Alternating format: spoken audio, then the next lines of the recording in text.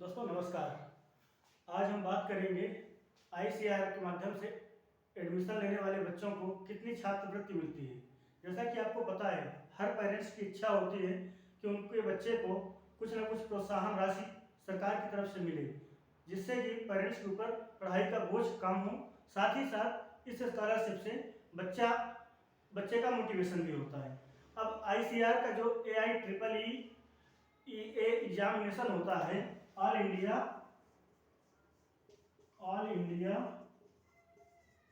Entrance examination for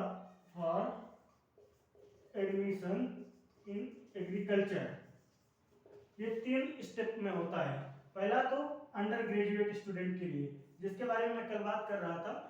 इसमें under graduate में जो भी आईसीआर के अंदर में यूनिवर्सिटीज है, एग्रीकल्चर यूनिवर्सिटीज हैं, उनकी 10% सीट्स जो है ना रिजर्व होती हैं, जिनका एडमिशन आईसीआर के इस all India entrance examination for admission in agriculture for UG courses, जिसमें BSc agriculture, BSc horticulture, BSc animal husbandry, BTech agriculture engineering, बहुत सारे कोर्सेज हैं, लगभग 20 कोर्सेज हैं जिनमें एडमिशन होता है। साथ ही साथ आईसीआर एक एग्जामिनेशन और कंडक्ट करता है, एक या 2 एग्जामिनेशन और कंडक्ट करता है, all India entrance examination for admission in PG post graduate courses के लिए। इसमें क्या होता है, इसमें भी इन्हीं एसएयूज की और सेंट्रल यूनिवर्सिटीज की 25% सीट्स जो है ना आईसीआर के माध्यम से भरी जाती है। कितनी? 25% सीट्स। और एक तीसरा एग्जामिनेशन है, इसी के माध्यम से होता है, all India entrance examination for admission in PhD courses. PhD तो आईसीआर जो अंडर ग्रेजुएट कोर्स होता है, उसमें अपने बच्चों को 3000 रुपया पर महीने स्कॉलरशिप देता है। 3000 रुपया पर महीने per month scholarship under graduate student को देता है। इसको बोलते हैं नेशनल टैलेंट स्कॉलरशिप। नेशनल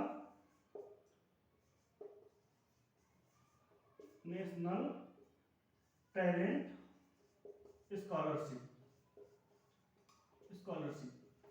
इसके लिए कंडीशन क्या है कि बच्चे को अपने स्टेट में एडमिशन नहीं लेना होता है।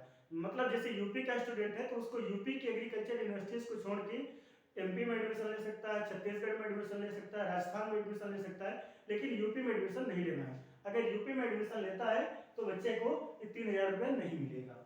फिर इसके बाद आता है पोस्ट ग्रेजुएशन के लिए। जो हम पोस्ट ग्रेजुएशन जो एमएससी का कोर्सेस है, उसमें आईसीआर की जो 25% सीट्स भरी जाती हैं, उसमें 600 सीट्स ऐसी हैं जिनमें लगभग 12,640 रुपया पर मंथ स्कॉलरशिप मिलती है। साथ ही साथ 6000 रुपये महीने का, तो 6000 रुपया साल का, ईयर का कंटिजेंसी ग्रांट देता है। इस कंटिजेंसी ग्रांट के लिए स्टूडेंट अपना क्या कर सकता है, किताबें खरीद सकता है, लैब के लिए कुछ केमिकल खरीद सकता है, या लैपटॉप, कैलकुलेटर, इस तरीके की चीजें खरीद सकता है।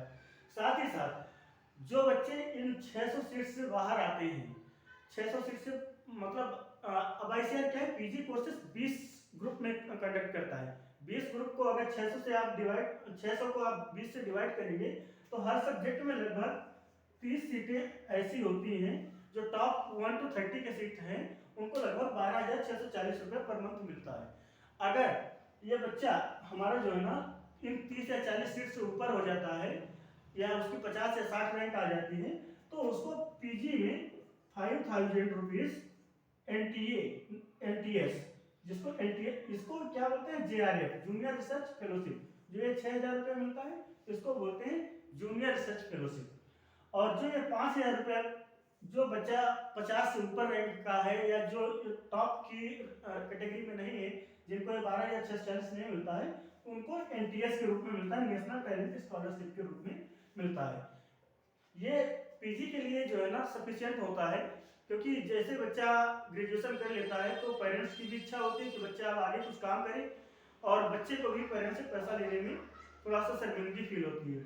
तो ये 12,640 रुपया मुझे लगता है कि एक स्टूडेंट के लिए एनफ होता है कि वो अपनी पढ़ाई का खर्चा और अपने दैनिक खर्चों को पूरा कर सके। इसके साथ ही साथ ये फेलोशिप आपको जो है ना 2 साल के लिए होती है, 2 ईयर, 2 साल को लगातार ही बच्चे को फेलोशिप मिलेगी। इसके बाद अगर बच्चा जब पीएचडी में जाता है आईसीआर के एडमिशन के माध्यम से, जिसको एसआरएफ बोलते हैं, senior research fellowship, senior research fellowship, इसमें जब पीएचडी के लिए बच्चा जाता है तो बच्चे को जो है 32,000 रुपया पर मंथ